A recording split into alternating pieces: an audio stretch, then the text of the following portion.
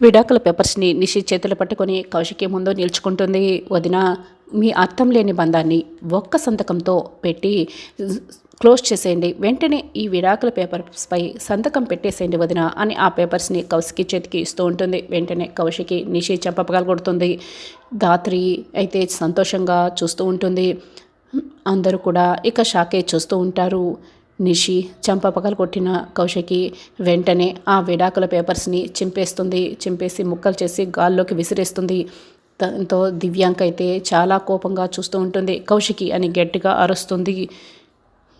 దాంతో ఇక కౌశికి చాలా కోపంగా చంపేస్తాను అని వార్నింగ్ ఇస్తూ ఉంటుంది దివ్యాంకకి. నేను మాట్లాడుతున్నది నీతోనే, నేను సురేష్కి విడాకులు ఇచ్చే ఆలోచనలో లేను, ఇవ్వను కూడా.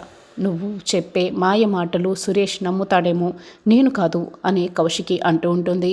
సురేష్ నాతో ఎందుకు కలిసి ఉండాలని అనుకోవటం లేదో సరైన కారణం చెప్పి అప్పుడు సురేష్ని సంతకాలు పెట్టమని అడగమనండి, అప్పుడు సంతకం పెడతాను అని కౌశికి ఇక కరాఖండిగా చెప్పేస్తూ ఉంటుంది.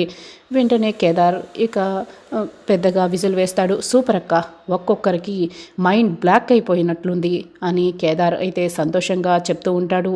ధాత్రి కూడా ఇక కౌశికి అలా మాట్లాడినందుకు చాలా సంతోషపడుతూ ఉంటుంది. నిషి, వైజయంతి, ఇక దివ్యాంక, యువరాజ్ చాలా షాకే చూస్తూ ఉంటారు. సురేష్ అయితే చాలా కంగారు పడుతూ ఉంటాడు. దివ్యాంకని నేను పాడు చేశాను కదా, ఇప్పుడు ఈ విషయం కౌశికి నేను ఎలా చెప్పాలి అని సురేష్ ఇక ఆలోచిస్తూ ఉంటాడు.